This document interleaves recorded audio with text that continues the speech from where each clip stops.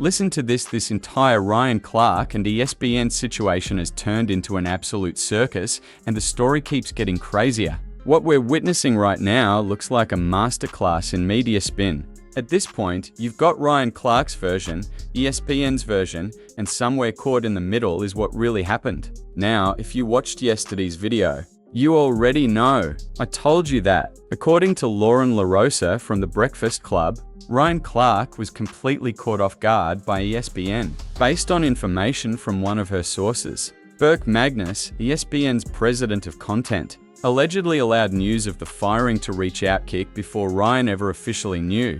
Hold up, according to that account, ESPN then informed Ryan during a commercial break so he wouldn't first discover the news on social media, and after that break, he never returned to the broadcast. Now, I need you to pay very close attention to what Lauren says next, because you won't believe where this story goes. According to reports, Ryan Clark was actually supposed to be told today, Tuesday morning, that he was going to be let go in line with other layoffs. But because media inquiries were coming in so much about this, they decided to tell him while he was on air, allegedly. Now, I spoke to a source close to production over there at the show. I am told that this was handled with the least amount of respect and dignity for a man who's worked as hard for a network as he has, and he's been one of the faces of the network. I'm told it's alleged that the head of ESPN, Burke Magnus, had it leaked to Outkick, which is the outlet I just mentioned, who then celebrated and rallied conservative support to control the narrative. I'm told that Ryan Clark was completely blindsided while he was on air. He didn't even finish the show.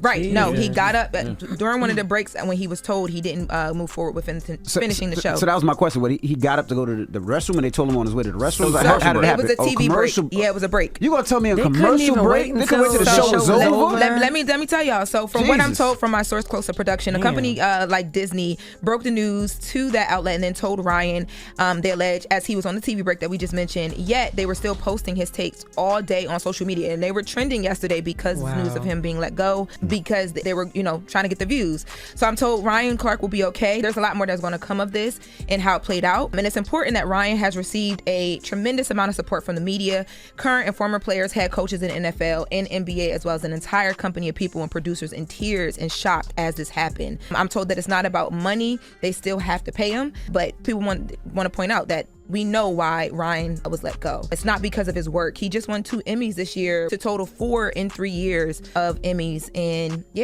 so he was let go during the show he won an Emmy for, which is crazy. And it showed that he built. He was on top 25, the media powerhouse lists and all the lists that exist when you talk about like analysts and people in that world. So it was really shocking news yesterday when he was let go and they pointed to layoffs. But I kept, when I saw the news, I called you yesterday, I was like, this don't make no sense. And it's crazy. All of them was at Fanatics Fest this weekend. Like even Jimmy Pitaro, who runs ESPN, and yeah, he was just on stage. Yeah, Ryan was interviewing Spike Lee. He was shook Ryan's hand. Crazy. Great job. Knowing that they was getting rid of him on Monday. And I saw people pointing to some of his takes and different things that went viral. But like when you're a personality, you want any network will want someone that people are going to like, that cuts through, that people are going to listen to. So yeah. Well, the good thing about the world that we live in, everybody has another platform, right? So not only is Ryan going to end up getting his money from ESPN, he still has to pivot. Yes. What I would do, him and Channing and Fred, I would just start doing the pivot every day. Like, right now the pivot comes out, I think, once a week with a guest, right? So every day they can get on Zoom and do their sports takes and talk about the sports so much news to talk of the day. about. Absolutely. And then still put out the, the episode a week with a guest. Hold up, because Lauren never actually mentioned anyone from Outkick by name, yet somehow one of their own writers immediately jumped into the conversation as if the message was directed at him. That writer, Bobby Burak from Outkick, replied to Lauren LaRosa and Charlemagne THA God, claiming that the Breakfast Club falsely accused him of working with ESPN to get Ryan Clark fired. He insisted that Ryan buried himself and argued that the story about him must have come directly from Clark, even offering to appear on the show to set the record straight. But here's what caught my attention. Lauren never identified Bobby by name, so why did he feel the need to respond? And how was he so confident about what happened behind the scenes? Listen to this, because that raises an obvious question about whether someone inside ESPN may have shared information that wasn't public. Fast forward to today, and it looks like ESPN's version of events is now surfacing through TMZ with a report detailing what supposedly happened behind the scenes. According to the article, a source with direct knowledge claimed Ryan was originally scheduled to be informed on Tuesday that he was part of ESPN's layoffs. But everything changed after the network learned on Monday that a report about his exit was about to become public. The report says that story was expected to break while Ryan was still appearing on NFL Live, forcing executives to make a quick decision about how he should hear the news. Rather than letting him discover the layoff through a notification on his phone, ESPN reportedly chose to tell him during a commercial break before the article went live. After hearing the news, Ryan never returned for the rest of the broadcast because, according to the source, both he and ESPN believed it was best for him to stay off the air. The report also emphasized that Ryan wasn't escorted off the set since he was appearing remotely through Zoom instead of sitting inside the studio. It went on to dismiss speculation that his NFL Live co-workers knew what was happening, saying their reactions on camera was simply them agreeing with his football analysis during what unexpectedly became his final segment. Man, when you put all of this together, it definitely feels like a carefully managed public relations response designed to make the separation look more mutual than controversial. Ryan, however, wasn't buying that version and immediately pushed back after TMZ published a headline suggesting he wasn't forced off the air during the commercial break.